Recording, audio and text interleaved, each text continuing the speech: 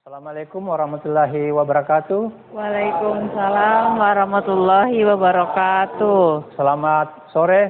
Salam Sore. sejahtera untuk kita semua. Sore, Pak. Perkenalkan, nama saya Burhanuddin Yasin dengan NUPTK 78346471304142. Saya adalah salah satu dosen tetap di program studi Ekonomi Pembangunan Sekolah Tinggi Ilmu Ekonomi Yapis Merauke. Pada kesempatan ini saya menyampaikan pernyataan diri dosen untuk kerja Tridharma Perguruan Tinggi atau PDD UKTPT sebagai sertifikasi dosen tahun 2026, khususnya dalam aspek pengajaran. Salah satu mata kuliah yang saya ampu yaitu mata kuliah evaluasi proyek, di mana bobot SKS yang dimiliki yaitu 3 SKS dengan kode mata kuliah SMKK 211 yang disampaikan dengan metode DIA, Delivery Interaction Assessment. Adapun deskripsi singkat mata kuliah ini membahas tentang konsep-konsep dasar penilaian kelayakan suatu usaha atau proyek berdasarkan aspek-aspek teknis dan teknologi, aspek pasar dan pemasaran, aspek organisasi dan manajemen, aspek ekonomi dan keuangan, serta aspek-aspek lainnya. Beberapa konsep dasar mengenai perhitungan bunga dan nilai uang, metode penyusutan, metode pengukuran, peramalan peluang pasar dan analisis kriteria investasi, evaluasi proyek, metode pemilihan atau usaha proyek, serta bagaimana menggunakan konsep-konsep tersebut diberikan untuk mengevaluasi tingkat kelayakan suatu usaha. Adapun pencapaian pembelajaran lulusan atau CPL yang dilihat dari 4 aspek seperti sikap, pengetahuan, keterampilan umum, dan keterampilan khusus sebagai berikut. 1. Berkontribusi dalam peningkatan mutu kehidupan masyarakat, berbangsa, bernegara, dan kemajuan peradaban berdasarkan Pancasila. 2. Mampu memahami konsep dasar, tujuan, dan metodologi evaluasi proyek.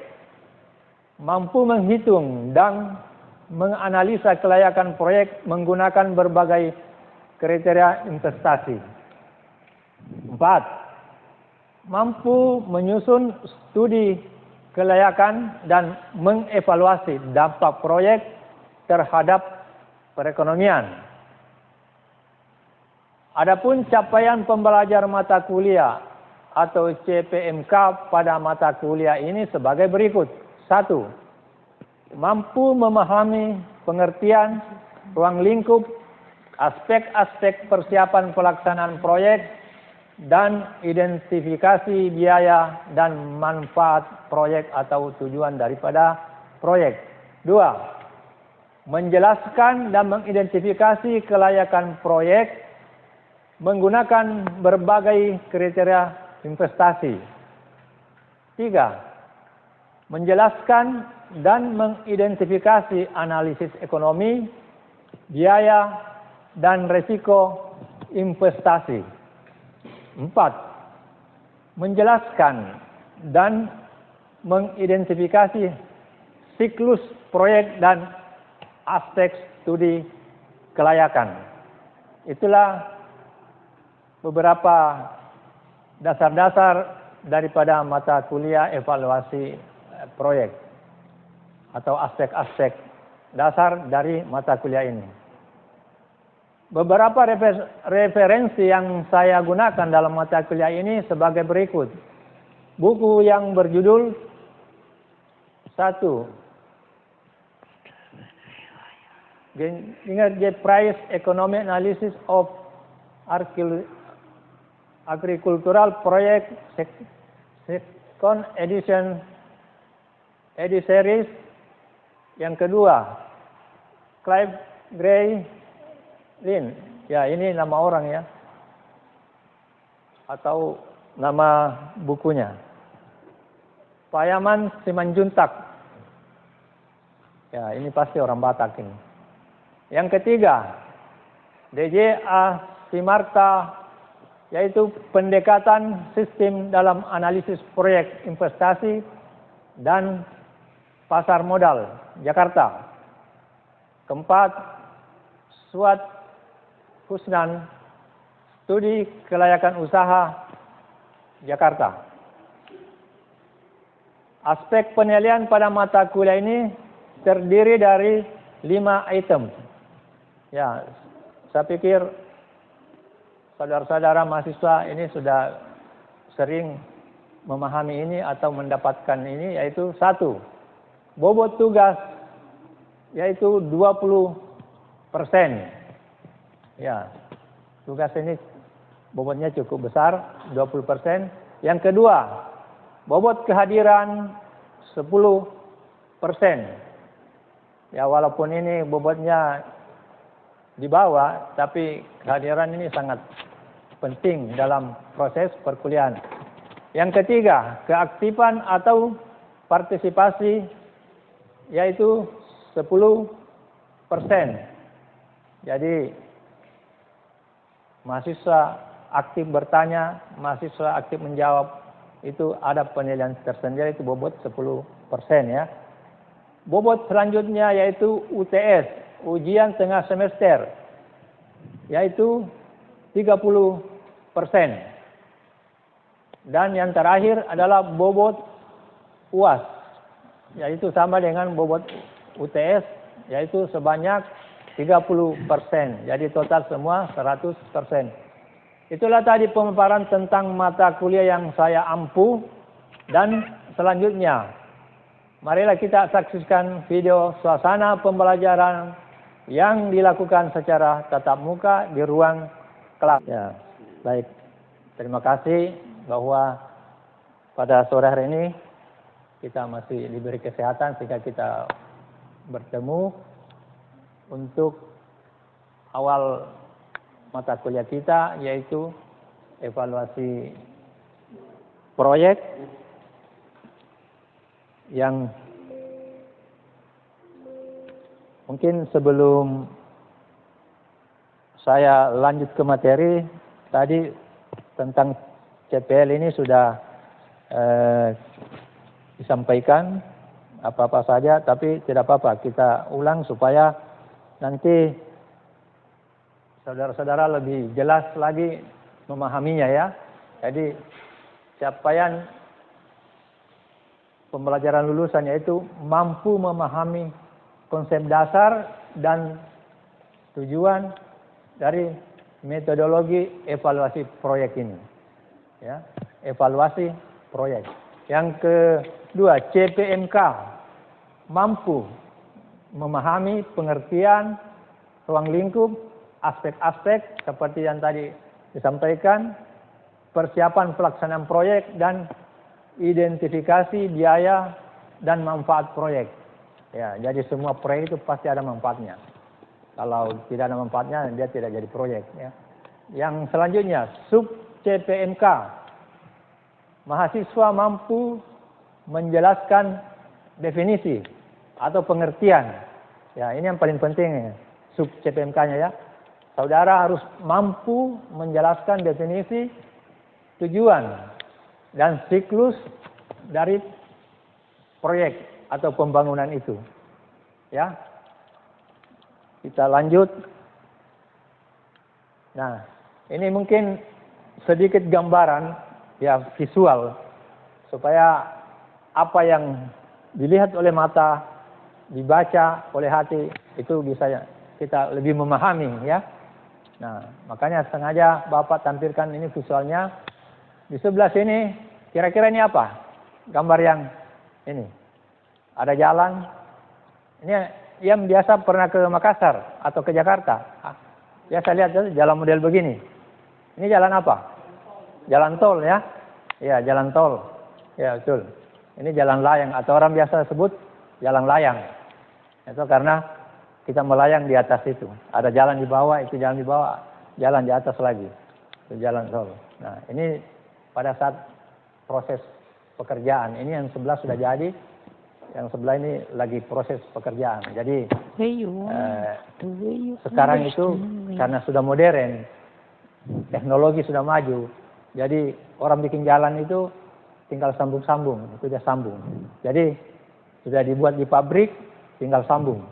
Jadi cepat, pakai lem, ya, pakai kabel. Nah, kalau orang proyek pasti tahu itu. Nah, ini Bapak cuma memberikan sedikit visual supaya kalian bisa lebih memahami tentang proyek ini. Karena walaupun saudara nanti sarjana ekonomi, tapi pasti nanti dalam satu proyek itu pasti terlibat di proyek itu. Kalau kalian kerja di proyek, karena di proyek itu bukan hanya insinyur yang kerja di situ.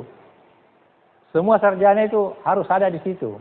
Ya, sarjana ekonomi, sarjana lingkungan hidup, sarjana pertanian bahkan. Ya, karena proyek itu luas.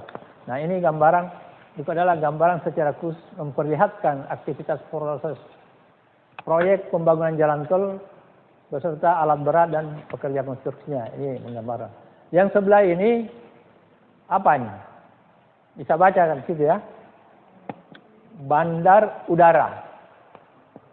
Kira-kira saudara melihat ini apa yang ditangkap oleh otak saudara atau apa yang saudara pikirkan setelah melihat gambar sebelah kanan ini? Coba. Apa? Ada beda dengan ini kan? Di sini ada aktivitas. Di sebelah ada aktivitas tidak? Sepi ya? Sepi. Jadi ini nanti Bapak ceritakan maksudnya daripada dua gambar atau visual ini. Jadi gambar atau visual ini sebelah kiri dan sebelah kanan itu berbeda. Jadi yang sebelah kiri ini adalah proyek yang secara kriteria itu sukses atau bermanfaat ataupun berhasil sesuai dengan apa tujuannya ya, tujuannya. Jadi dimanfaatkan ya. Di atas ini sudah pasti jalan sebelah, karena biasanya jalan raya itu ada dua ini, ada dua jalur ya. Nah, ini sudah. Ini akan pasti akan terpakai dan menguntungkan. Nah, yang sebelah ini adalah sepi bandara. Padahal kita tahu bangunan yang paling mahal itu, yang paling tinggi tingkat keamanannya itu adalah bandara, ya, yang mutunya itu harus mutu internasional, harus dengan standar yang betul-betul terjaga, ya, itu bandara.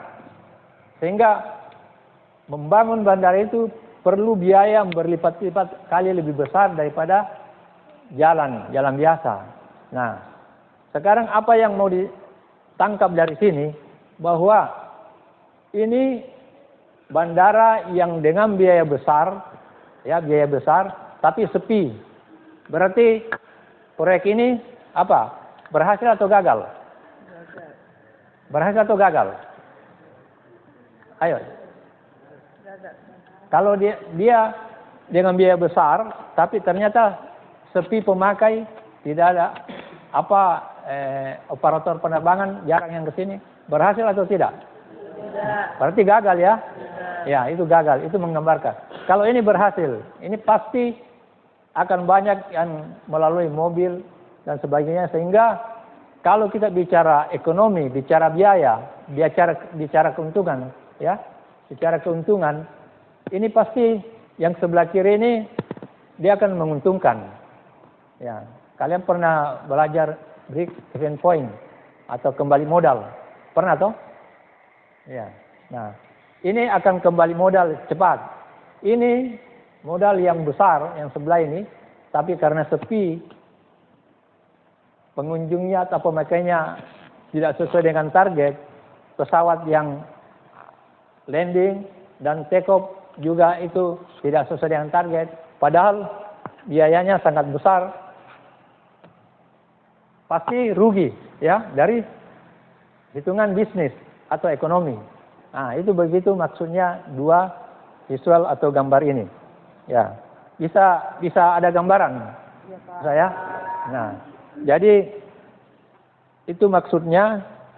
Nah, mengapa proyek A sukses memberikan dampak ekonomi, sementara proyek B gagal dan membuang anggaran negara? Apa yang salah dalam perencanaannya? Itu pertanyaannya. Itu yang tadi Bapak gambarkan. Apa yang salah dalam perencanaannya? Ya, bahwa nanti kita akan lanjut ke bagaimana proyek itu diciptakan atau dimulai. Nah, jadi apa yang gagal? Ya, tentu banyak aspek seperti yang tadi Bapak sampaikan. Banyak aspek yang membuat suatu proyek itu bisa gagal.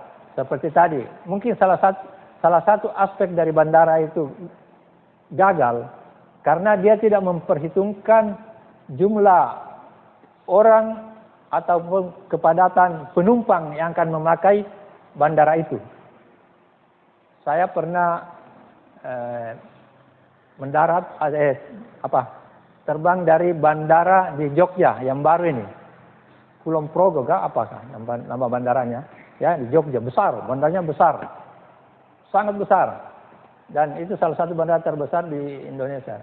Tapi di situ ya 3 tahun lalu masih sangat kurang penumpang, masih pesawat juga masih kurang, ya, tidak sama dengan di Bandara Makassar. Tapi padahal bandaranya jauh lebih besar daripada Makassar, bandara baru ya, zaman Pak Jokowi dibangun. Itu sepi. Kalau kita berhitungan bisnis, itu pasti rugi. Ya, tahun-tahun pertama, kedua itu pasti rugi. Karena membangun bandara kayak di Jogja yang baru itu, ya, itu pasti triliunan, bukan miliar lagi, triliunan, ribu-ribu miliar, ya, itu pasti rugi. Nah, ini apa yang salah dari situ? Kalau saya sebagai orang teknik, orang survei, ya, biasa mensurvei. Kalian juga pasti nanti akan mensurvei penelitian. Ya, yang pertama itu adalah jumlah penumpang yang mungkin belum diperhitungkan dengan matang ataupun akses ke bandara itu yang belum bisa dijangkau dengan baik. Ya, kalau jalannya sudah bagus. Jalan di Jawa kan semua bagus-bagus. Cuma jaraknya dari Jogja ke bandara itu cukup jauh. Ya, kita harus bayar sewa mobil lagi. Ya, sementara yang bandara yang ada di Jogja di Sumarno kah? Ya, itu dekat. Ya, makanya karena di situ operator pesawat masih ada penerbangan Lion, Garuda. Orang lebih memilih ke bandara yang lama itu dibanding dengan yang baru itu, ya. Nah, itu apa tadi aspek akses ya berpengaruh terhadap itu, sehingga proyek itu gagal. Nah, itu yang perlu kita pahami, bahwa merencanakan suatu proyek itu perlu perhitungan yang matang dengan pertimbangan aspek-aspek yang perlu jadi pertimbangan. Nah, di sini definisi proyek. Sebelum Bapak melanjutkan, saya mungkin ada yang bertanya atau saya yang bertanya. Ada yang bertanya? Silakan, satu orang dulu yang bertanya supaya kalian lebih santai ya. santai saja. Jangan terlalu tegang. Karena ini mahasiswa bukan SMA, ya. Silakan. Satu orang mungkin ada yang bertanya tentang tadi, ya jalan tol tadi apa, bandara itu apa, silakan. Atau ya satu orang bertanya. Oke, silakan. Sebelum kita lanjut. Kalau tidak ada yang bertanya, oke, silakan. Sebutkan nama. Terima kasih Bapak. Perkenalkan, nama saya Enrikus Kwaito. Ingin Enrikus. bertanya Pak. Saya mau bertanya, jika proyek sedang berjalan, lalu dari hasil evaluasi terjadi proses yang telat atau tidak sesuai target, waktu apa yang harus dilakukan dan pihak mana yang akan melakukan tindakan? Terima kasih. Oh ya, baik. Jadi pertanyaannya sangat bagus. Jadi beliau bertanya jika proyek sudah berjalan, sedang berjalan, ya, tapi terjadi keterlambatan misalnya, atau ada suatu pekerjaan yang tidak sesuai dengan syarat-syarat teknis atau tidak sesuai dengan perencanaan. Pihak mana yang berhak atau pihak mana yang akan melakukan teguran misalnya, kalau dia melanggar akan memberikan sanksi misalnya. Ya, jadi mungkin nanti akan kita lihat di siklus proyek, tapi tidak apa-apa karena pertanyaannya harus kita jawab.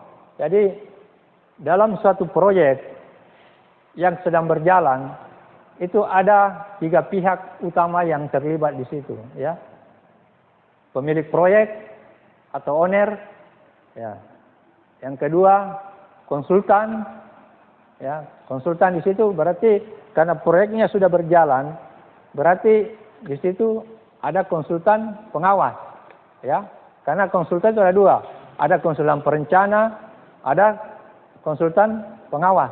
Nah, karena proyek sudah berjalan berarti ini tugasnya konsultan pengawas untuk memberikan suatu teguran kepada pelaksana. Ya, jadi ada 3. Pemilik proyek, konsultan, dan pelaksana atau kontraktor. Nah, bagaimana caranya memberikan teguran? Jadi dia mengevaluasi. Nah, ini mengevaluasi item pekerjaan apa yang jadi masalah di situ. Soal waktu kah atau soal kualitas pekerjaan kah? Nah, kalau soal waktu, misalnya soal waktu, dia terlambat yang harusnya pada hari itu, tanggal itu, bulan itu, dia terlambat misalnya 10 hari dari schedule yang sudah dibuat. Nanti saya kasih lihat nanti di sini kurva S itu schedule, di situ hubungannya di anggaran, nanti ada di pembahasan dulunya, tapi tidak apa-apa saya jawab.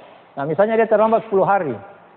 Kalau bicara kontrak, ya, di kontrak itu ada klausul-klausul yang menjelaskan bahwa bila melakukan pelanggaran maka akan diberikan sanksi. Jadi dalam proyek itu ada sanksinya.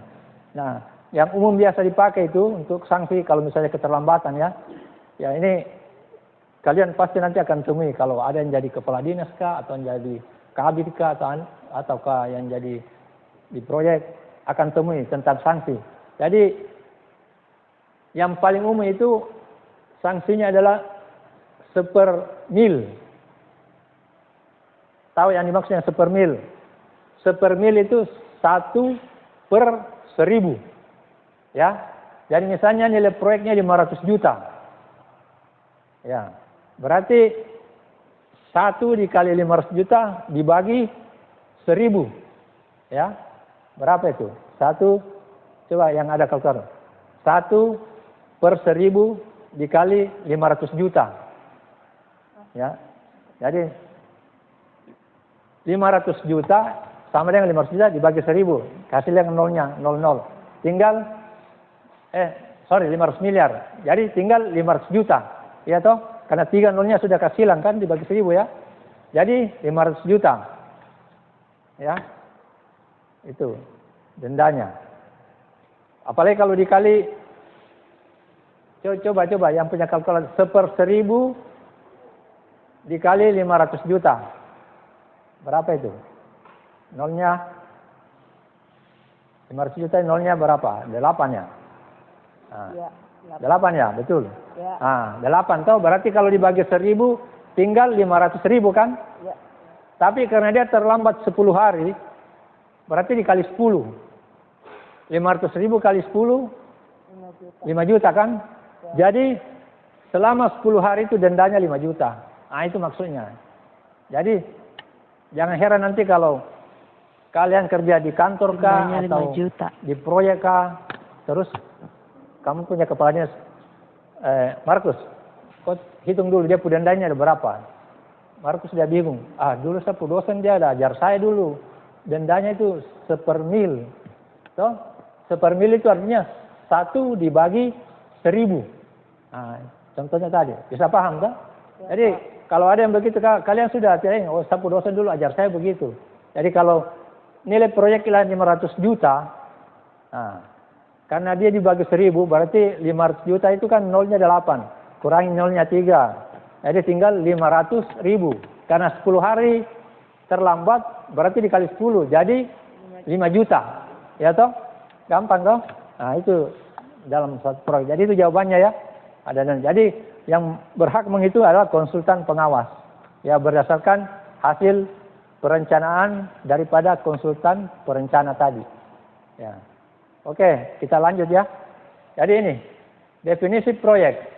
Dalam konteks ekonomi, proyek adalah suatu rangkaian aktivitas yang menggunakan sumber daya, yaitu modal, tanah, tenaga kerja, teknologi, untuk memperoleh manfaat atau benefit dalam jangka waktu tertentu. Jadi kalau sesuatu aktivitas itu dibatasi dengan waktu, itu berarti proyek. Tapi kalau dia tidak dibatasi waktu, itu berarti produksi. Ya. Jadi semua proyek itu pasti dibatasi oleh waktu, dana. Jadi sumber daya yang terbatas atau dibatasi. Dananya dibatasi, waktunya dibatasi, tenaga kerjanya juga dibatasi. Ya. Jumlahnya tidak dibatasi. Tidak bisa satu kampung kerja itu proyek, tidak bisa. Harus orang-orang yang profesional yang bisa mengerjakan itu suatu proyek. Ya. Sampai di sini definisi proyek bisa dipahami? Ya, ya. Jelas ya, apa itu proyek? Jadi proyek adalah suatu rangkaian aktivitas atau pekerjaan yang menggunakan sumber daya. Mungkin itu yang perlu kita pelajari sore ini. Dan yang terakhir, sebagai dosen pengampu, ya sebagai aturan kita bersama bahwa ada tugas yang kalian harus kerjakan di rumah supaya bisa lebih memahami. Ya, ada 2 tugas, yaitu yang tugas pertama adalah cari berita di online mengenai proyek infrastruktur di Merauke yang mangkrak. Ya, pasti pernah gampang proyek ya yang mangkrak. Ya, kalau ada yang pernah cari, itu pasti kau pernah lihat. Kalau ada yang pernah mendaftar di Musamus, pasti dia pernah lihat itu. Ya, cari di Musamus sana. 2, kalau di internet mungkin tidak muncul itu. 2, analisislah dalam satu program berdasarkan siklus proyek. Dan tadi Bapak jelaskan di tahapan mana kesalahan evaluasi terjadi. Ya, di tahapan mana kesalahan evaluasi terjadi dan apa penyebab utamanya. Nah, tadi Bapak sudah cerita, ya tinggal kalian cerita lagi kembali di tugas itu ya. Jadi 2 tugas. Bisa paham tugasnya? Oke, minggu depan kalian kumpul tugas itu di pertemuan berikutnya ya. Karena ini pertemuan awal. Saya pikir begitu. Sekian. Wassalamualaikum warahmatullahi wabarakatuh. Selamat sore. Aplaus dulu untuk kita semua. Ya, terima kasih.